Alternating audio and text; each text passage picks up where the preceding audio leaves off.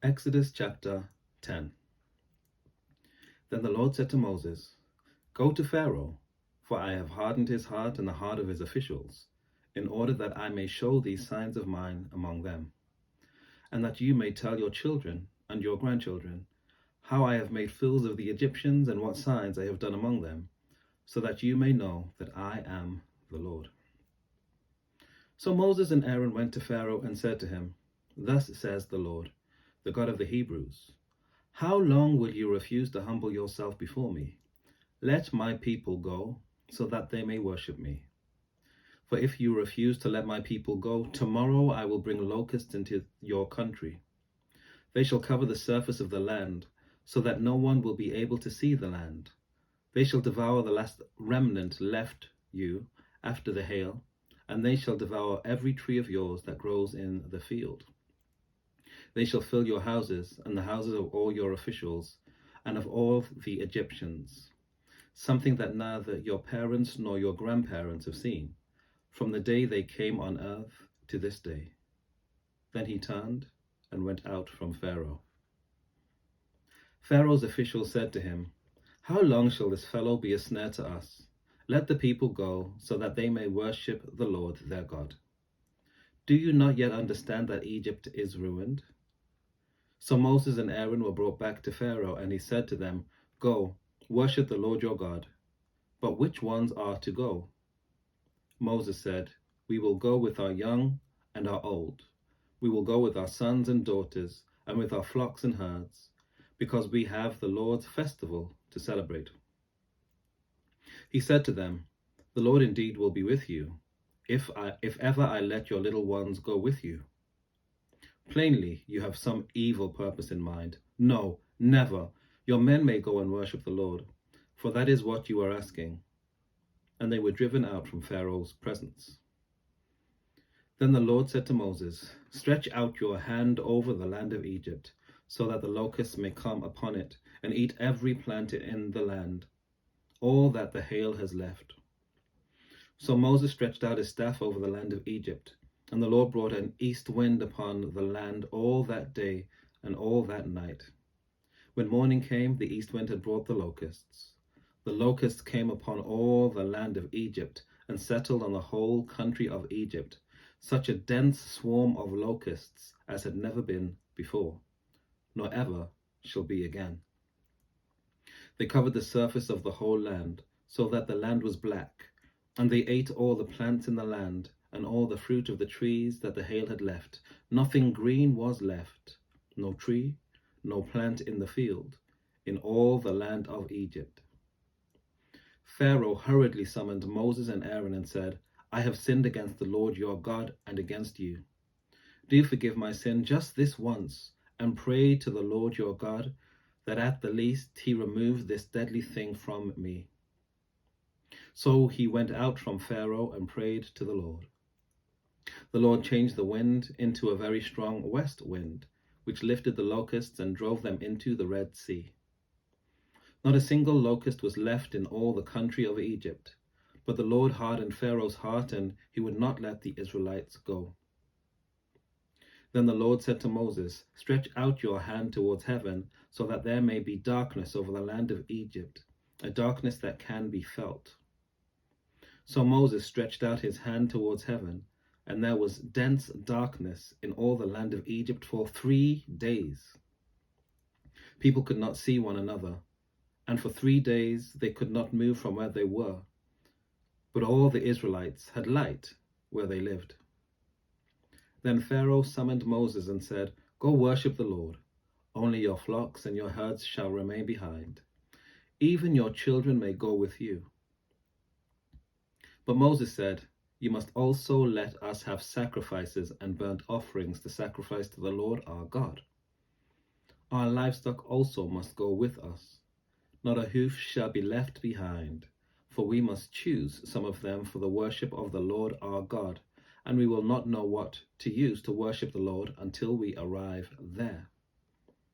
But the Lord hardened Pharaoh's heart, and he was unwilling to let them go.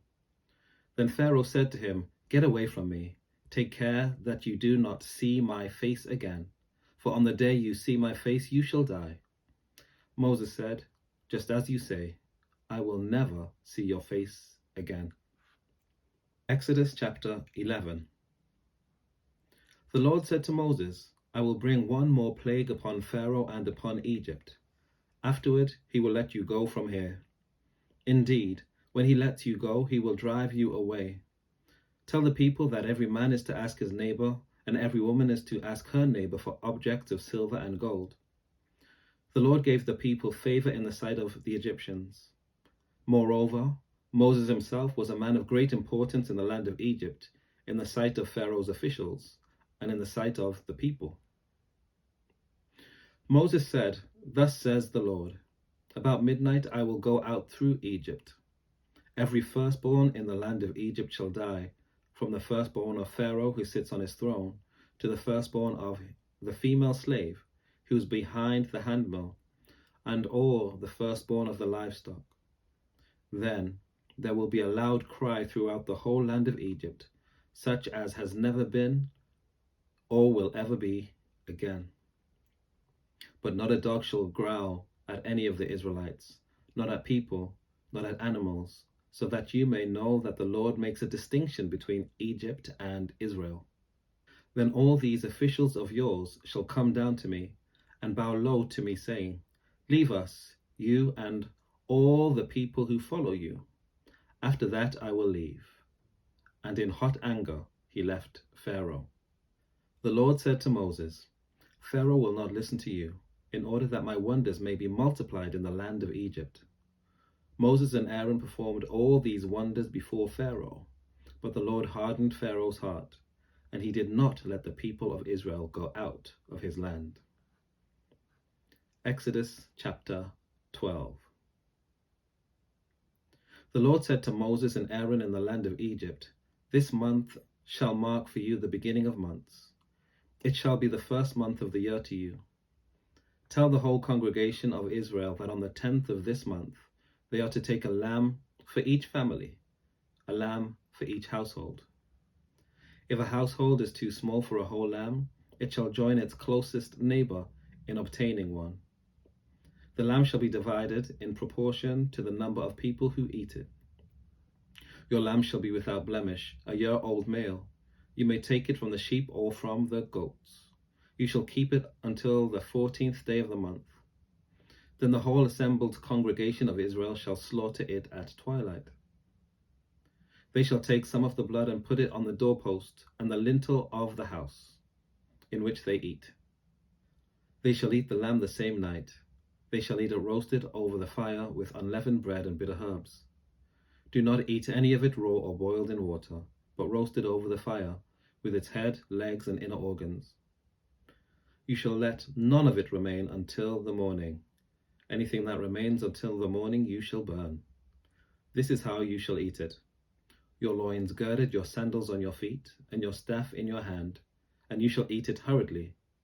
It is the Passover of the Lord. For I will pass through the land of Egypt that night, and I will strike down every firstborn in the land of Egypt, both human beings and animals. On all the gods of Egypt I will execute judgments. I am the Lord. The blood shall be a sign for you on the houses where you live. When I see blood, I will pass over you, and no plague shall destroy you when I strike the land of Egypt. This day shall be a day of remembrance for you. You shall celebrate it as a festival to the Lord. Throughout your generations you shall observe it as a perpetual ordinance. 7 days you shall eat unleavened bread. On the first day you shall remove leaven from your houses. For whoever eats leavened bread from the first day until the 7th day shall be cut off from Israel. On the first day you shall hold a solemn assembly, and on the 7th day a solemn assembly. No work shall be done on those days. Only what everyone must eat, that alone may be prepared by you. You shall observe the festival of unleavened bread, for on this very day I brought your companies out of the land of Egypt. You shall observe this day throughout your generations as a perpetual ordinance. In the first month, from the evening of the 14th day until the evening of the 21st day, you shall eat unleavened bread. For 7 days no leaven shall be found in your houses, for whoever eats what is leavened shall be cut off from the congregation of Israel, whether an alien or a native of the land. You shall eat nothing leavened. In all your settlements you shall eat unleavened bread.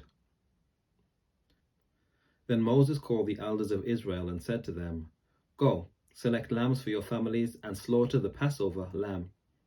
Take a bunch of hyssop, dip it in the blood that is in the basin, and touch the lintel and the doorposts with the blood in the basin. None of you shall go outside the door of your house until the morning. For the Lord will pass through to strike down the Egyptians. When he sees the blood on the lintel and on the 2 doorposts, the Lord will pass over that door and will not allow the destroyer to enter your house to strike you down. You shall observe this rite as a perpetual ordinance for you and your children. When you come to the land that the Lord will give you, as he promised, you shall keep this observance. And when your children ask you, What do you mean by this observance? You shall say, It is the Passover sacrifice to the Lord, for he passed over the houses of the Israelites in Egypt, when he struck down the Egyptians but spared our houses. And the people bowed down and worshipped. The Israelites went and did just as the Lord had commanded Moses and Aaron. At midnight the Lord struck down all the firstborn in the land of Egypt, from the firstborn of Pharaoh who sat on his throne to the firstborn of the prisoner who was in the dungeon, and all the firstborn of the livestock. Pharaoh arose in the night, he and all his officials, and all the Egyptians, and there was a loud cry in Egypt, for there was not a house without someone dead. Then he summoned Moses and Aaron in the night and said, Rise up, go away from my people, both you and the Israelites. Go, worship the Lord as you said. Take your flocks and your herds as you said, and be gone, and bring a blessing on me too. The Egyptians urged the people to hasten their departure from the land, for they said, We shall all be dead. So the people took their dough before it was leavened, with their kneading bowls wrapped up in their cloaks on their shoulders. The Israelites had done as Moses told them. They had asked the Egyptians for jewelry of silver and gold and for clothing, and the Lord had given the people favor in the sight of the Egyptians, so that they let them have what they asked for, and so they plundered the Egyptians. The Israelites journeyed from Ramses to Succoth, about 600,000 men on foot, besides children. A mixed crowd also went up with them, and livestock in great numbers, both flocks and herds. They baked unleavened cakes of the dough that they had brought out of Egypt. It was not leavened, because they were driven out of Egypt and could not wait, nor had they prepared any provisions for themselves. The time that the Israelites had lived in Egypt was 430 years. At the end of 430 years, on that very day, all the companies of the Lord went out from the land of Egypt. That was for the Lord a night of vigil, to bring them out of the land of Egypt. That same night is a vigil to be kept for the Lord by all the Israelites throughout their generations. The Lord said to Moses and Aaron, This is the ordinance for the Passover. No foreigner shall eat it, but any slave who has been purchased may eat of it after he has been circumcised. No bound or hired servant may eat of it. It shall be eaten in one house. You shall not take any of the animal outside the house, and you shall not break any of its bones. The whole congregation of Israel shall celebrate it. If an alien who resides with you wants to celebrate the Passover to the Lord, all his males shall be circumcised. Then he may draw near to celebrate it. He shall be regarded as a native of the land. But no uncircumcised person shall eat of it. There shall be one law for the native and for the alien who resides among you. All the Israelites did just as the Lord had commanded Moses and Aaron. That very day the Lord brought the Israelites out of the land of Egypt, company by company. Take care. God bless. I'll see you next time.